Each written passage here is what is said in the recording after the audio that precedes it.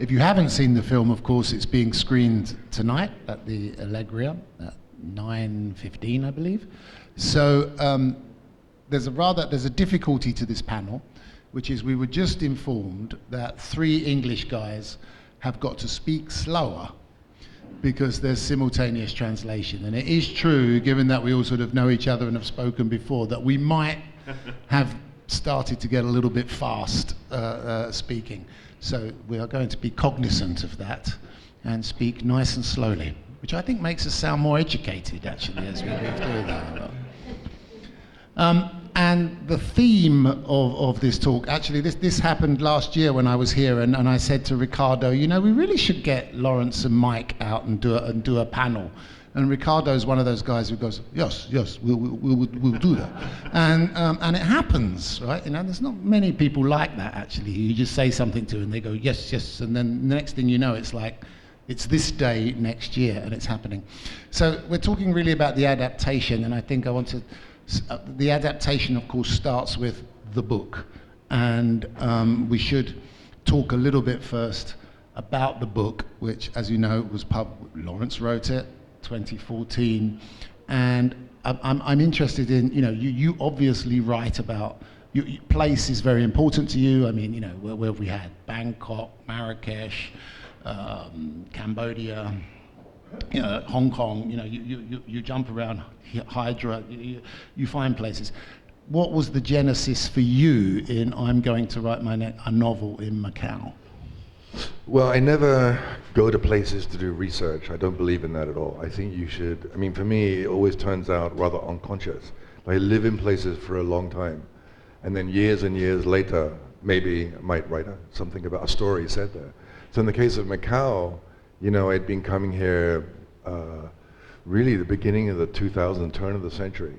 And the story was that basically I was working for the New York Times, and I was their correspondent covering psychiatry in the developing world, believe it or not, which of course I know nothing about whatsoever, but it was a great job.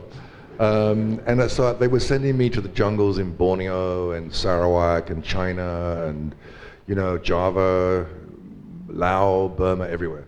And I was really covering mental hospitals.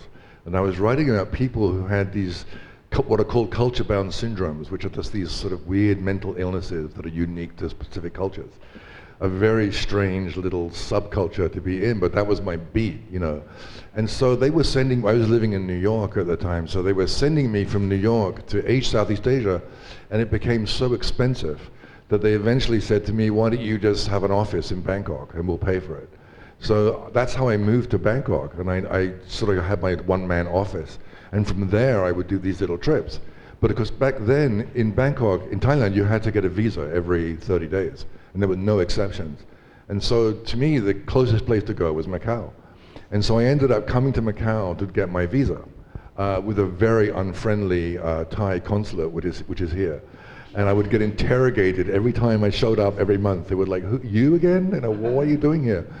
But the thing is that I really kind of enjoy, I would hole up with the Lisboa, you know, at the time, which is very cheap. It was like incredibly cheap to live there.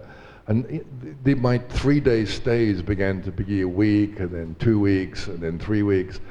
And then I realized, of course, not realized, but I knew that in the hotel there was a casino and everything, and I could partake day and night, 24 hours. This to me was extremely novel and sort of attractively amusing. I was also struck by this sort of supernatural element to gambling in China. You know, the I Ching boards by the tables and by the big jade statues of Guan Yin in the lobby where people would touch it. They go to the, you know, this kind of like, I thought, this is a place I could write, maybe one day I could write I always wanted to write a fable about money. That was my basic feeling. I wanted to write about money in the modern world.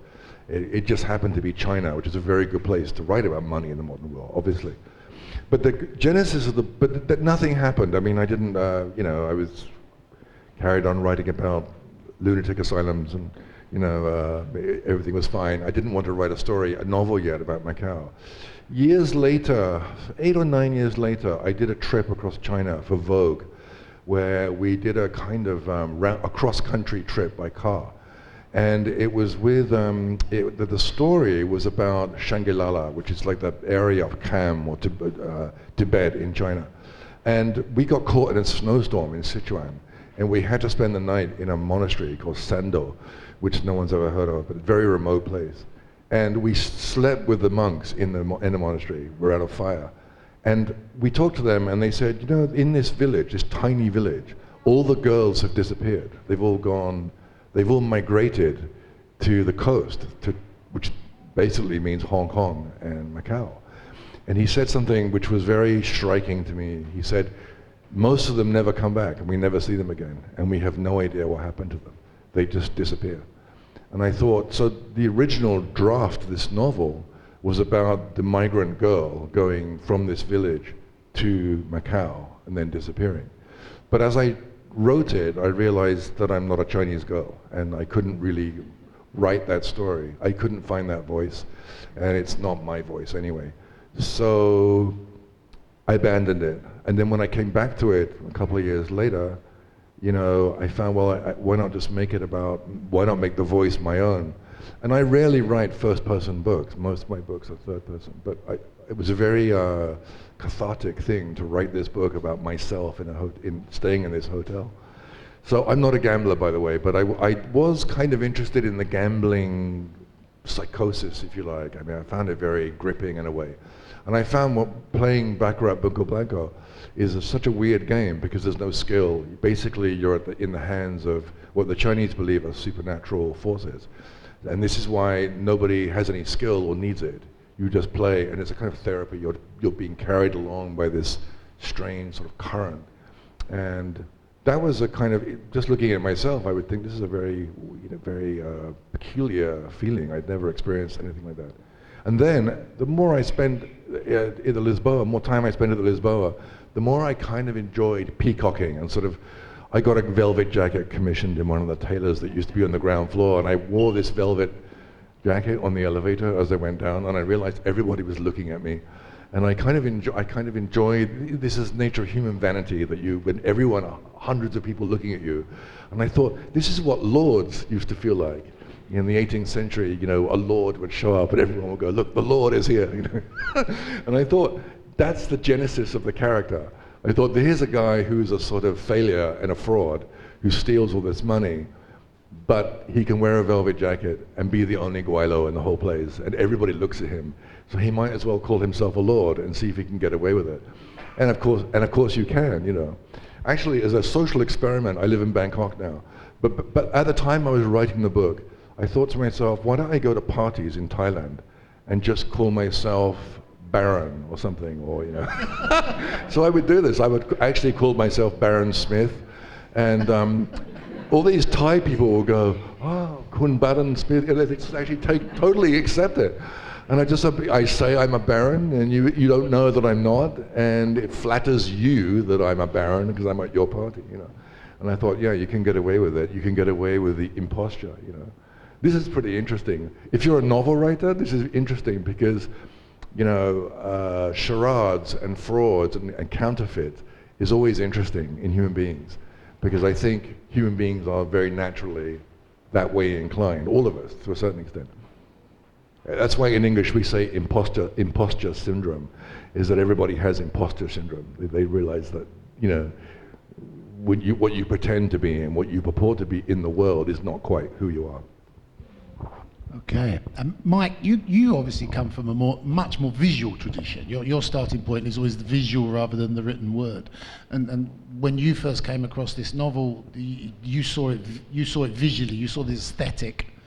Yes, in the novel. I had actually been working with Lawrence on another project at my old film company, and in about 2017 I was leaving that company, and Lawrence's project had gone somewhere else. And I had taken up a job here, running the International Film Festival here. And I had been to Macau for the first time in 2017. And Lawrence said, oh, well, if you're in Macau, you must read my Macau book. And I read it. And of course, having been here, and I had never been to Macau. I'd been to Hong Kong several times, but I'd never been. And I was kind of bewitched, you know, by having been here. And, you know, I fell in love with Macau instantly. And then the book, of course, you dive into this very seductive world of pretense and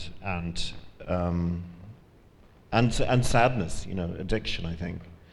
And the sadness of Dao Ming's character in the book. And I thought, I wonder if this is a film, And I thought, there's no way I can get it made anyway. You can't make a film in Macau like this. So I optioned it from Lawrence, and he gave me a very generous price at the time. No, it wasn't. And I set about very seriously trying to get it going. I always find people like you, film producers, I don't really understand you. So I understand Lawrence, right? Because I can see within Lawrence that he can go to different places around the world.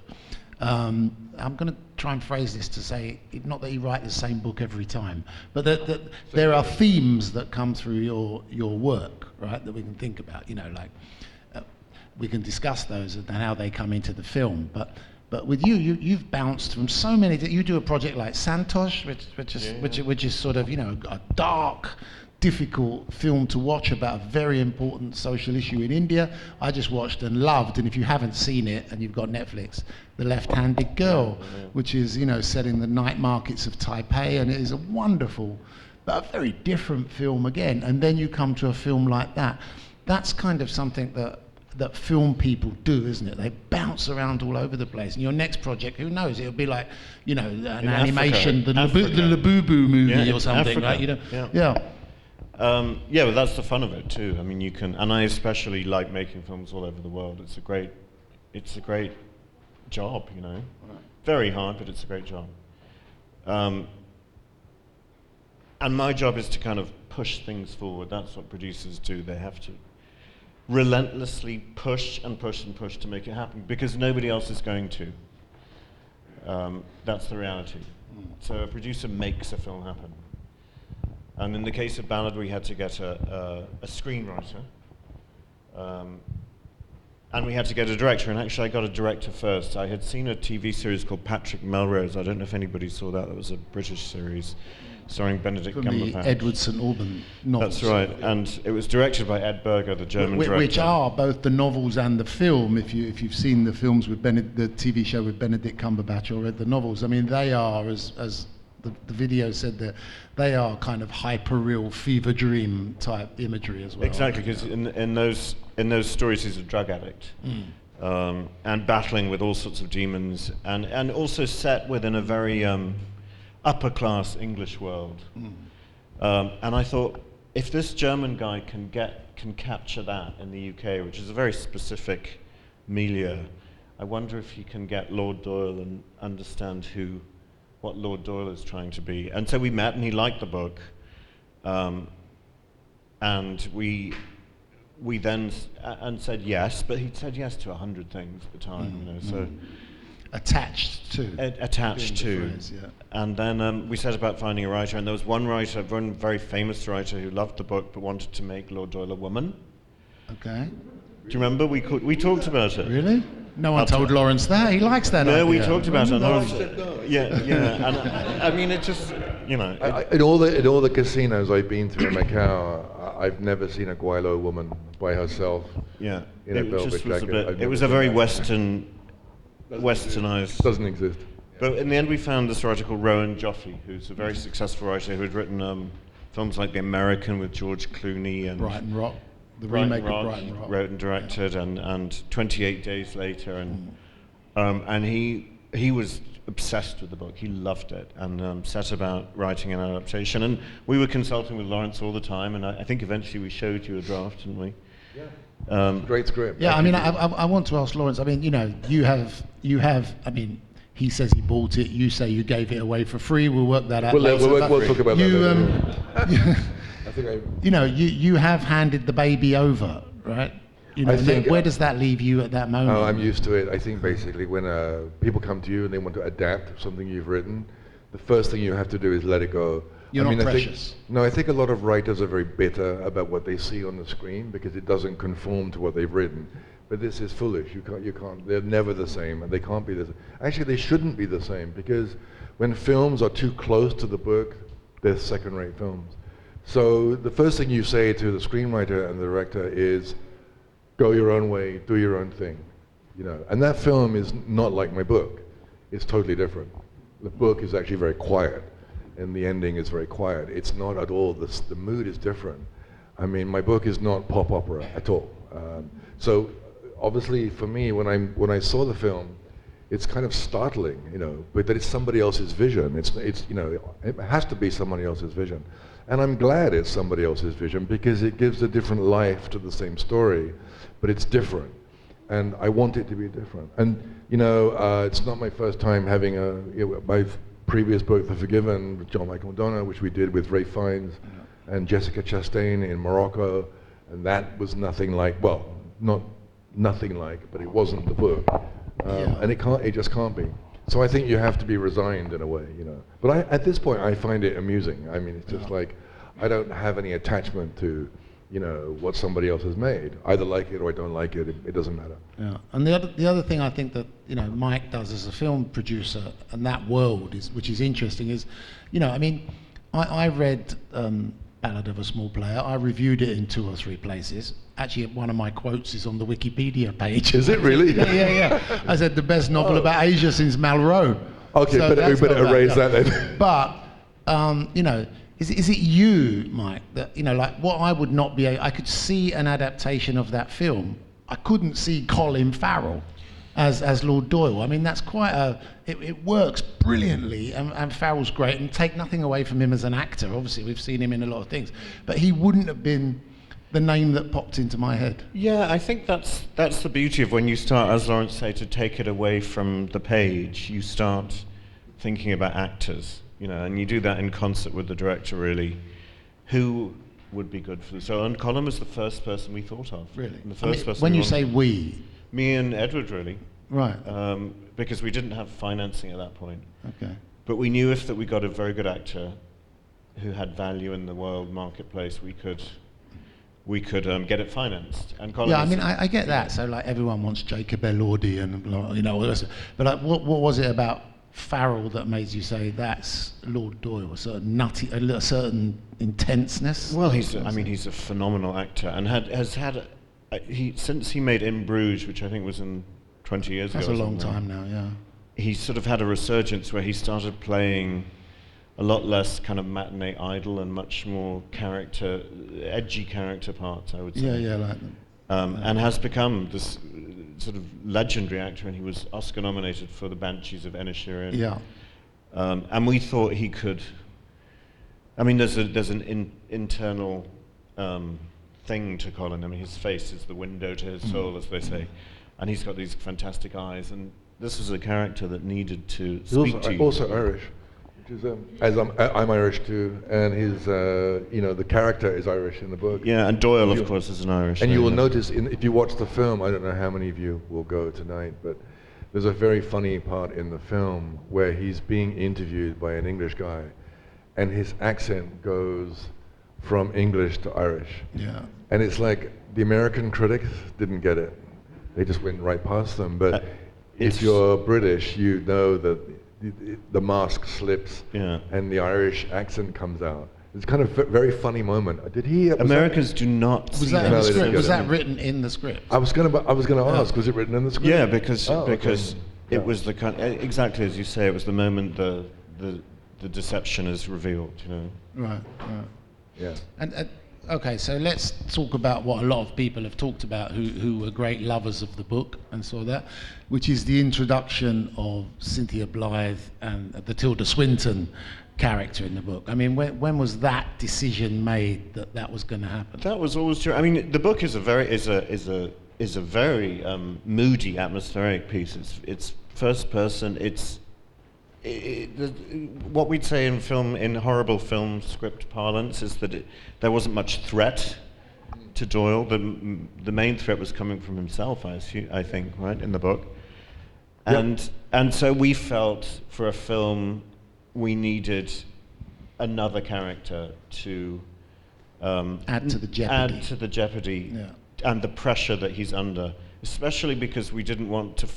In the book, there's a long flashback to how he stole the money from the old lady, and we wanted to bring that into the contemporaneity of the story. Yeah. So we had her be the voice of that, while at the same time putting a ticking clock on his time in Macau and saying, you have to pay back the money by Thursday. Right. But as you're creating that character, or the scriptwriter creating that character, you could have gone many, many different ways. The way you decided to go was, to make her a bit batty, basically, right? And then, and obviously that plays to Swinton's, ability to range and her certain real life battiness as well, right? But you could have gone in a lot of different ways with that character. And she wasn't batty in the script. Right. It was very much when Tilda came. When we started thinking of Tilda for the role. You dress her batty, right? Yes, yes. That came later. I think she just has the batty glasses.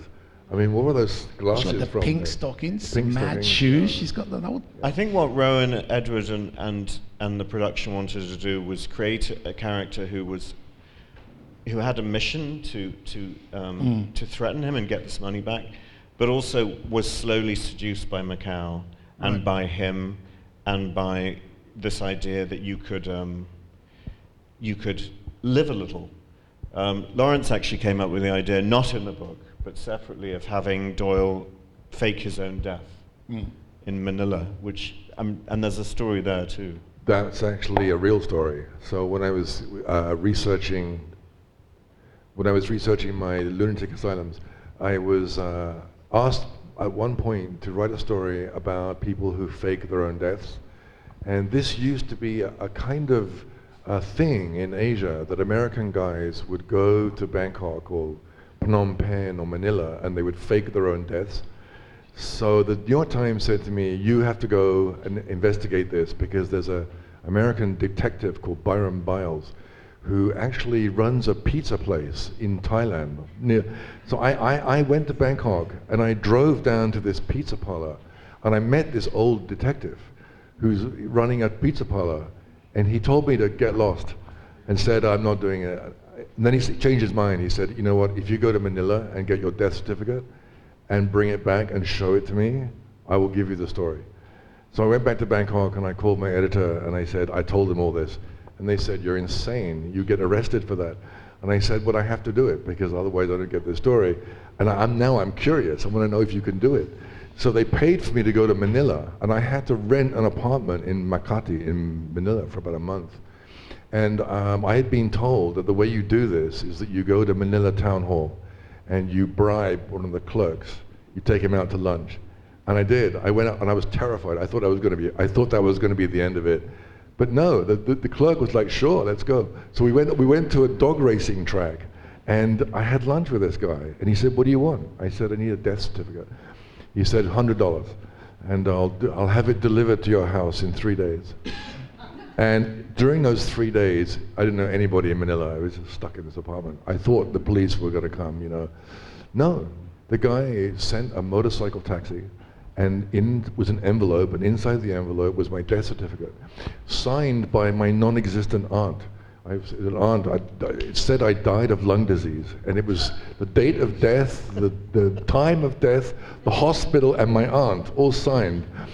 And I have it on the wall in my office to this day, because it's like memento mori. I'm like, if I die, well, I will die one day, but, I've done it already. It's not that bad, and I just think, so I went back to Thailand with this death certificate, and I gave it to Byron.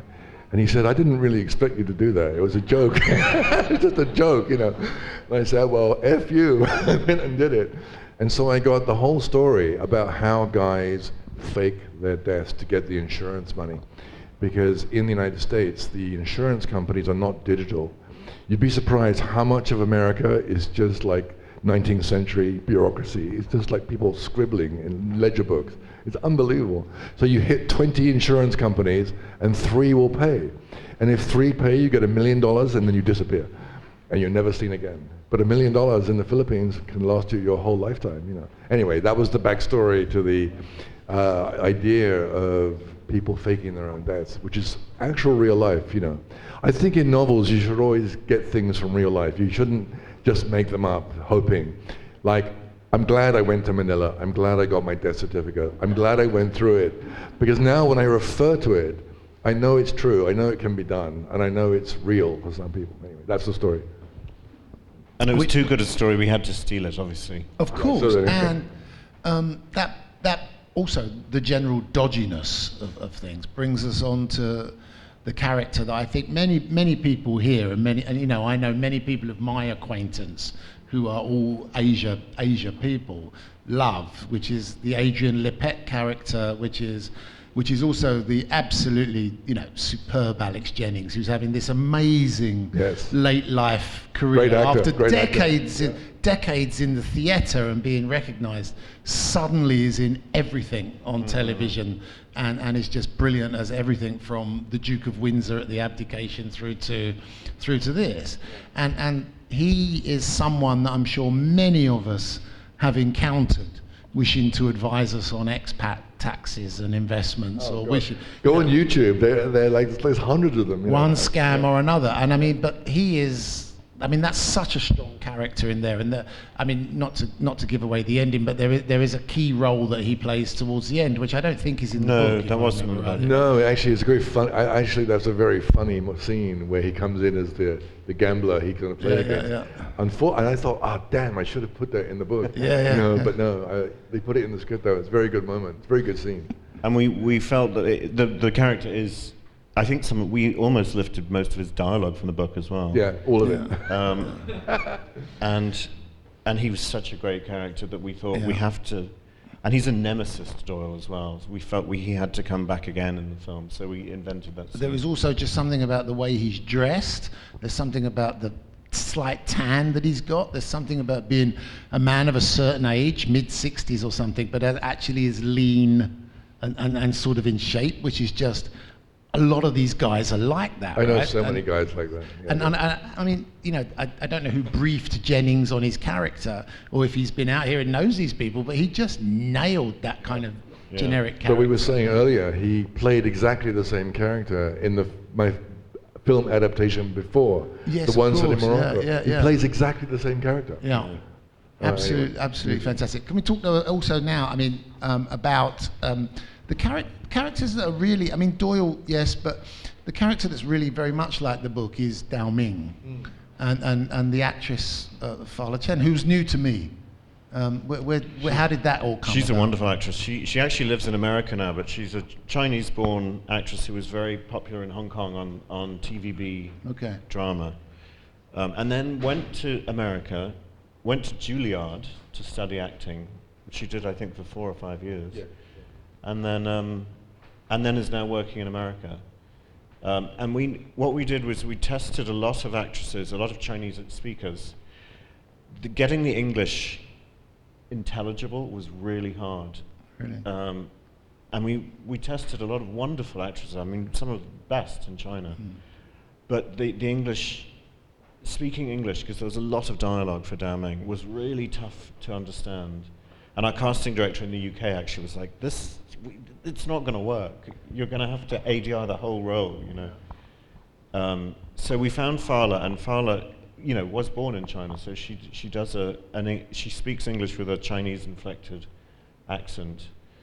And I think she's a big star in China, though, isn't she? She's a bigger star in Hong Kong, I think. Yeah.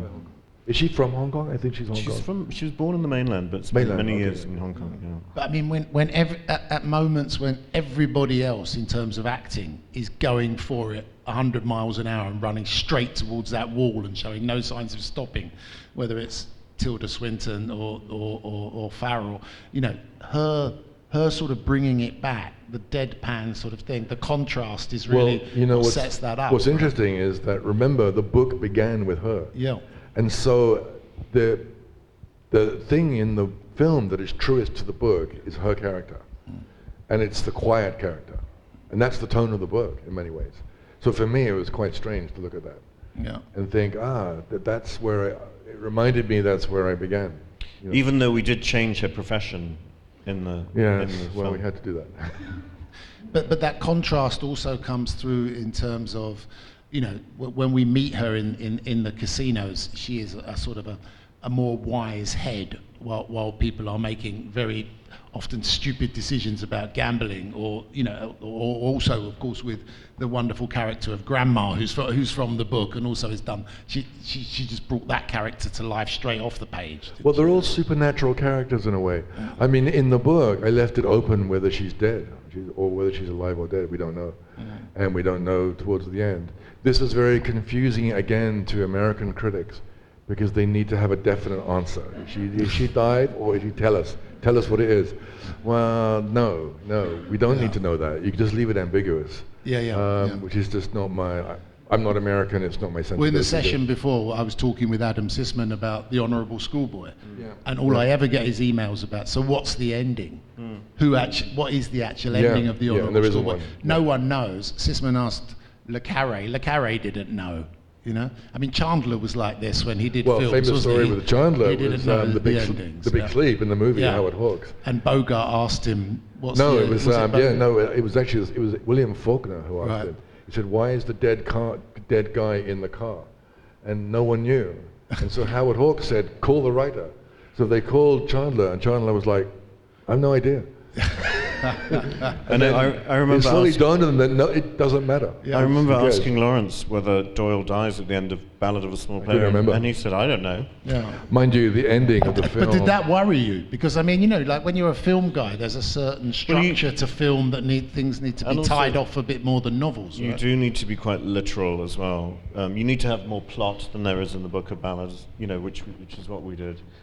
But I think we changed the ending, though. I mean, we did, as you'll see, there's a scene where he burns his cash at the end. That's not in the book. My ending was very different, as sort of thing. But you know, a movie requires a different kind of pop at the end, so everyone feels satisfied that it's, you know. So I understand. I mean, the thing that you do as well is location is used to show the contrasts and how things are developing. So of course we're hit immediately, and particularly audiences that don't live here in Macau are hit by the imagery of Macau and seeing it. And for a lot of people that's absolutely new. You know, I mean, a lot of people in London, as you know, we happen to live around the corner from each other in London, which is slightly bizarre to be sitting here talking to each other. We never talk to each other in London. I think we've been out. That's not true, Paul. They don't even like each other. I avoid him when I see him heading to Waitrose. I don't avoid. So the whole thing is, but you know, we get this full-on, the neon, the casinos, everything. But then at a certain time, and again with the Dao Ming character, we move to Lama Island, which is in the book, right? And we get that, and that is shot, and the cinematography on that is so beautiful and relaxing, and the contrast to the intenseness of the casino. Like in the book, you had to leave Macau, and you have that central stretch, you know. I mean, I was at the gala at the Royal Festival Hall in London for the opening. And that's true, that shock, there was a definite shock. I just thought, really, are these people, they've never seen China before? It's like, they don't even know, it's amazing, they just, nothing. That's quite extraordinary in a way. And I think, you know, I mean, in interviews I've done, it's the same thing. They just... There is a sense that the people think that Macau looks too big on the screen, but I always say this is a cinema verite film, you know, that's what Macau is, you know. I mean, the director, when we first arrived to do our first location scout, we started on Macau side. And I was really, you know, we took him to the Lisboa and the Grand Lisboa and, you know, the streets around there. And he wasn't dazzled by it, you know, which is funny because that's where the book really, but the moment he got to the Cotai Strip, his eyes lit up and the cinematographer's eyes lit up. And they were like, wow, this is like nothing we've ever seen before. Yeah. I mean, on a technical level, I mean, having talked about the characters, once you'd been given the book or bought the book, we still don't know quite the answer to that.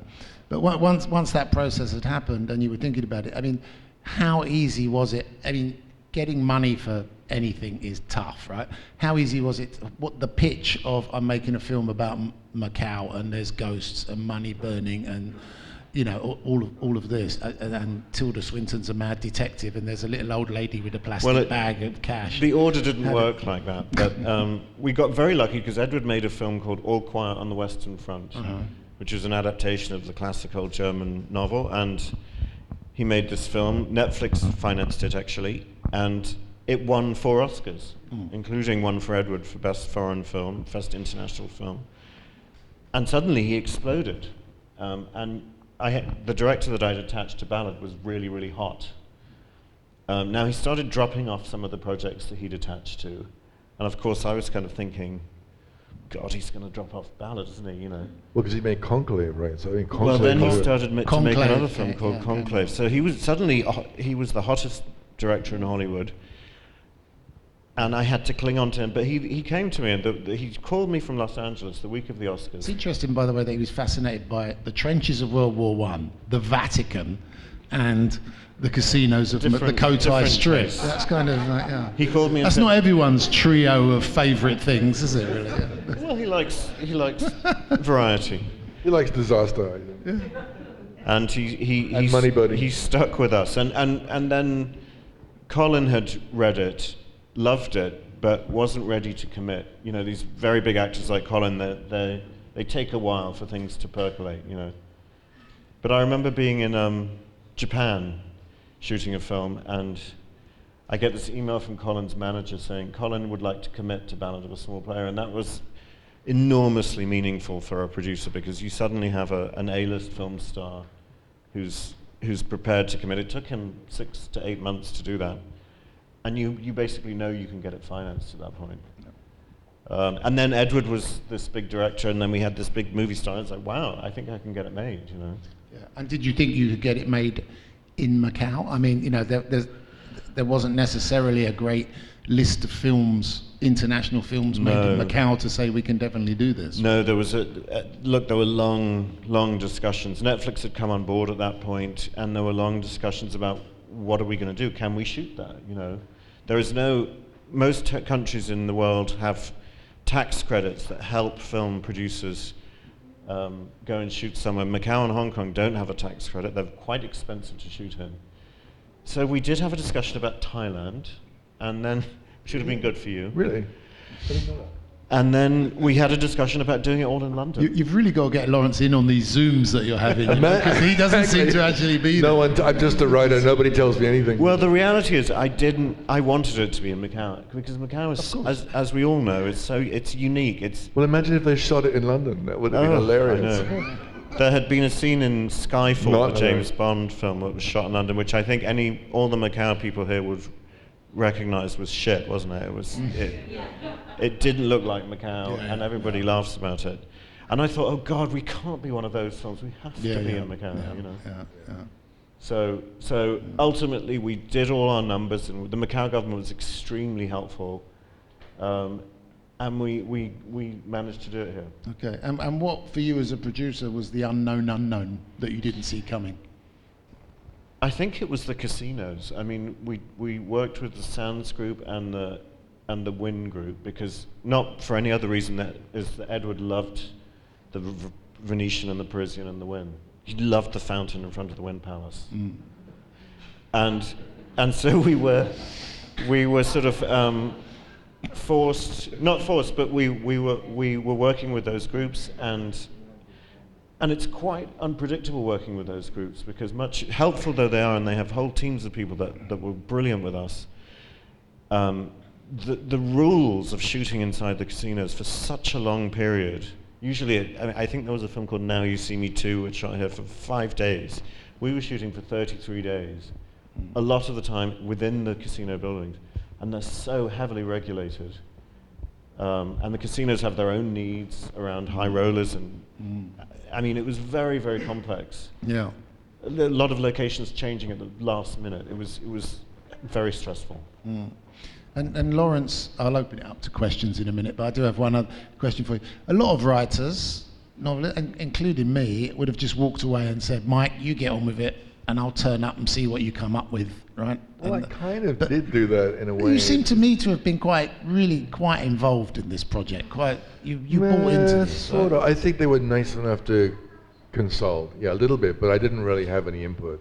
I mean, I wasn't making decisions for them, you know. I mean, What was the budget on that film? I'm not You going can't to tell tell me. you. I can't remember. What was that about burning money?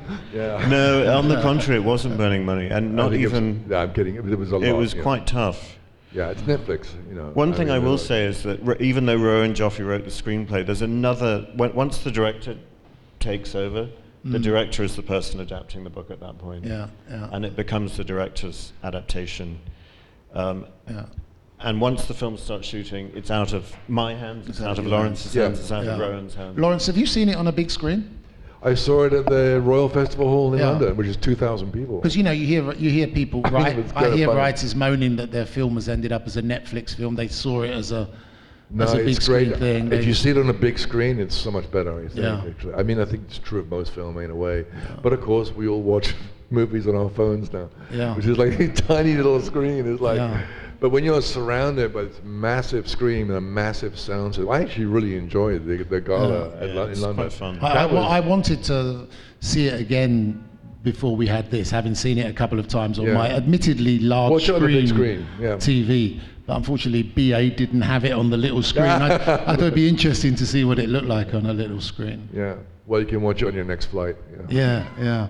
Okay, look, have we got a microphone over there that can be passed around, or you want to take yeah. Okay, you guys, because then you can share it. Let's have some questions. They can be Lawrence, Mike, obviously, both of them, as random as you want. Hi, hello. This is for the Baron. I know you said that you let go, but for us that are here watching you guys, this is the adaptation of the book to the movie, so I kind of have to talk about that. I know you had input in the movie, so my first question would be, you said it's a kind of a separate piece, but was there anything that you felt that wasn't exactly told as the book was? I know that it was written in 2014, Wind Palace didn't even exist in 2014, but also you mentioned the supernatural of the gaming and all of these stories, which maybe in Kotai is not, you can't feel that as much as you can in Lisboa or Gran Lisboa. So this is one of the questions, and then the opposite. While you were doing some input, having some input, did you feel like, I wish I had this in the book? You know, that's actually a very interesting question, because you're right. The old Lisboa is much more superstitious as a place than Kotai now. And of course, when I was writing the book, you're right, that didn't exist. It was all, not only the Lisboa, but that was the main hub. It seems difficult to imagine now, doesn't it? You go to the Lisboa now and it seems so small and kind of old-fashioned and from the 1960s, whatever. But yeah, that's true. The superstitious angle of it, I think underneath, deep down, it's still the same. As far as I can understand, I think it's deeply embedded in Chinese cultures and Chinese attitudes towards gambling. But it's not as visually present, which is also leads to answering your second part, which is I wish they would have had a picture of Guan Yin, the goddess. I think that would have been really nice. Just see it, because Guan Yin is a bodhisattva, a Avalokiteshvara in Hinduism. So I would have liked to have seen, in Buddhism, sorry, I would have liked to have seen some reference to the bodhisattva and to the kind of, and it could have just, perhaps it just strikes me more than other people. I don't know. And the movie did bring out the supernatural aspects with the hungry ghosts and all that. But we all have our different ways of reading this, just as we have different ways of reading other people's religions, which are not necessarily accurate, but they are the way one feels. And so those couldn't be the same, because Edward Berger is not me, and he doesn't have the same, he wasn't here in 2012 looking at jade statues of Guan Yin, And the other thing that would have been different, I think that question, I wouldn't be so impertinent as to say I wanted this to be different. I don't think that question means anything. For me, it doesn't mean anything. For example, like I said before, the ending of the film where he burns the cash is not the ending in the book. It would not work in the novel. It wouldn't. You know, in the novel, he falls asleep on a park bench. It's just super quiet, and then he feels his hand on his shoulder. So it's a sort of pure supernatural moment. You could do that in film, but you know, I don't know if that would have worked in this film. 喂，我想問可唔可以中文問㗎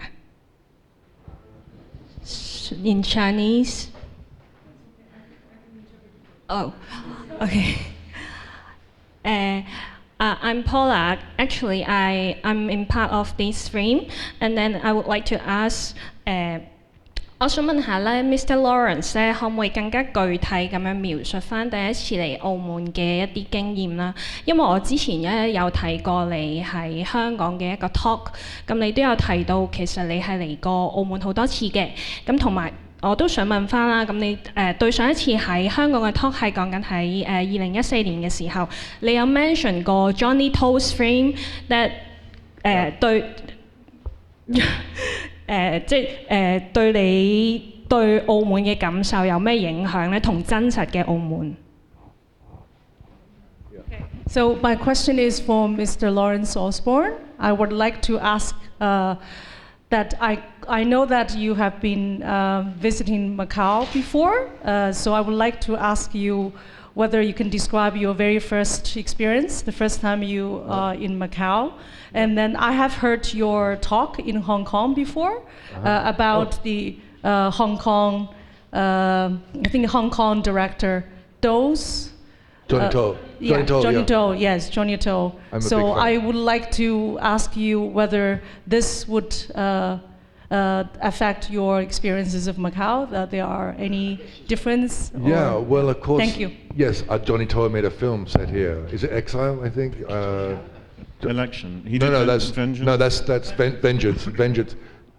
Vengeance is Johnny Halliday made by Johnny To, but I think is it Exile is the actual Johnny To film that's made in Macau. So I think I came to Macau, wanted to come to Macau because of Johnny To, because for me Johnny To as a storyteller is hugely important to me as a filmmaker. I think he's one of the greatest filmmakers in the world, and one of the greatest, and certainly the greatest gangster filmmaker of all time. But much more than that, because those films are so terrifying and so psychologically acute and so well done, so well written as well, by the way, that now, as to my first impression of Macau was the Hotel Lisboa, so, you know, I mean, but to me, to be honest with you, that was like a Johnny To world for me. It was like, because I always knew the background of Stanley Ho.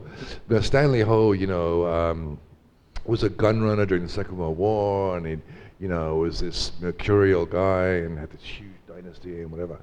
So it always seemed to me kind of part of the kind of magical world. The To world is a very dirty and dangerous and violent world, but it's also a magical world because it's a film world, it's a cinema world. So I'm not sure, I hope I answered that question. But I'm glad you asked about Johnny To, and of course, you know, in the movie, Anthony Wong is in the movie, and you know, I was so excited to meet him, but I didn't meet him. And you know, back in the West, if I mention Anthony Wong, nobody knows who he is, and not one critic of the film mentioned Anthony Wong. And I was like, how can you not mention Anthony Wong? I mean, it's like, I don't understand, it's incredible. Johnny To's greatest actor, you know. And I thought, it's a kind of, I don't know if Ed Berger did that as a reference to Johnny To, I don't know. But for me, when I saw Anthony Wong, I'm like, Johnny To, that's it, that's the connection. But I think I'm the only person. No, I mean, we specifically wanted him in the film. Yeah, you know, he plays a hotel manager or something. But you know, Anthony has this face like, it's like amazing. It's like a face of a guy who's been in a war. You know, he's like a warrior face. It's like this amazing presence. And I wanted there to be more of him in the film, you know, but it was just quick. You know, yeah, that's a good question though.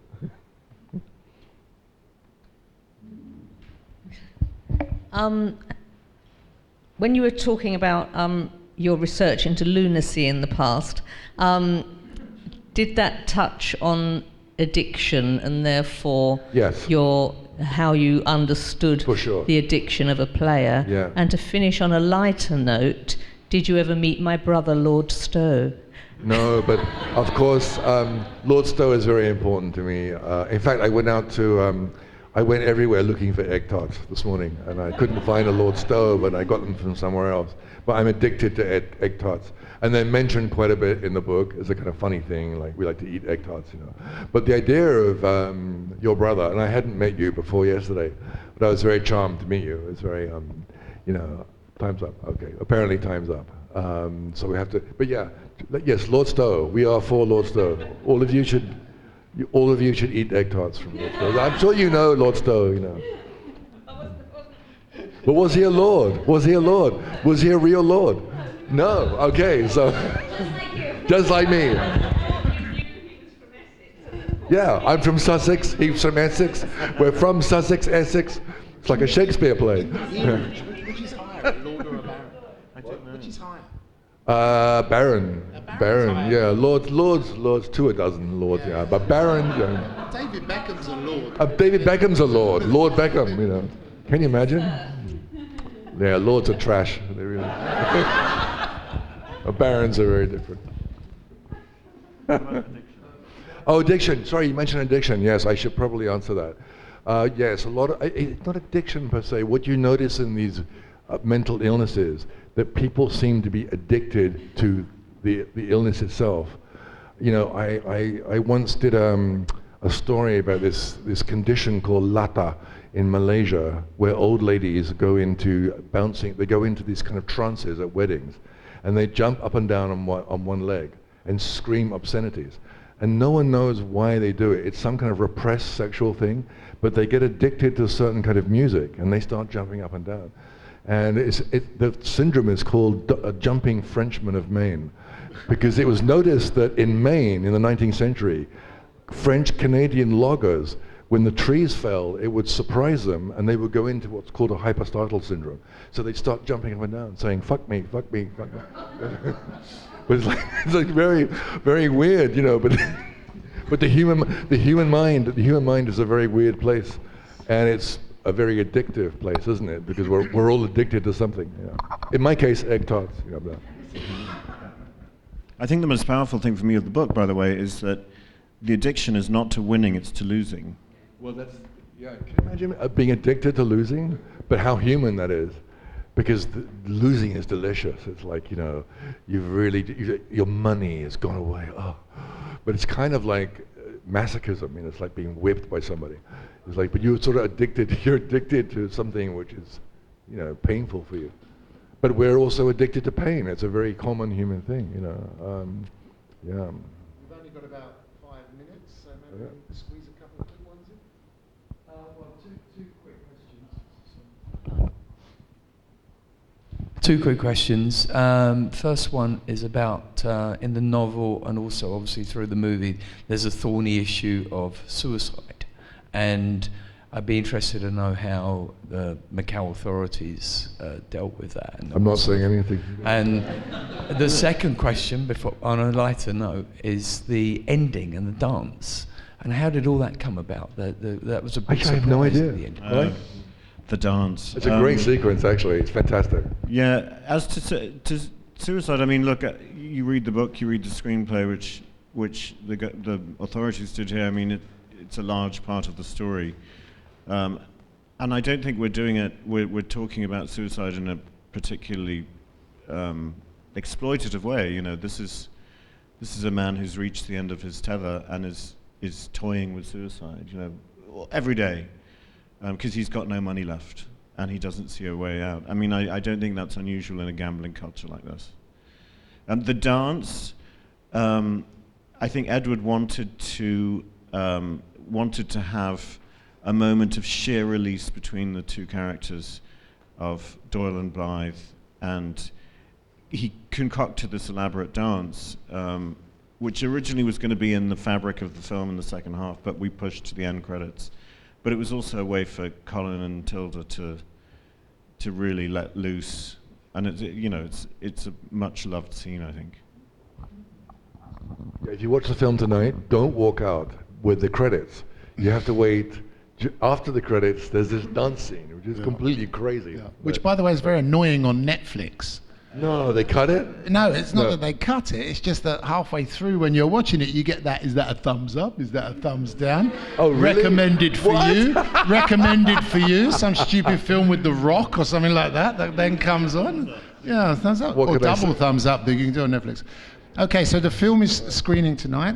Ricardo will be able to tell everyone how to get to the film and what time they need to be there. You've got plenty of time to get a drink and then go there. I would like to say this was a sort of idea that we had last year, and it kind of all somehow came together to do that. So please, Mike came over from London back to Macau to revisit the scene of the crime.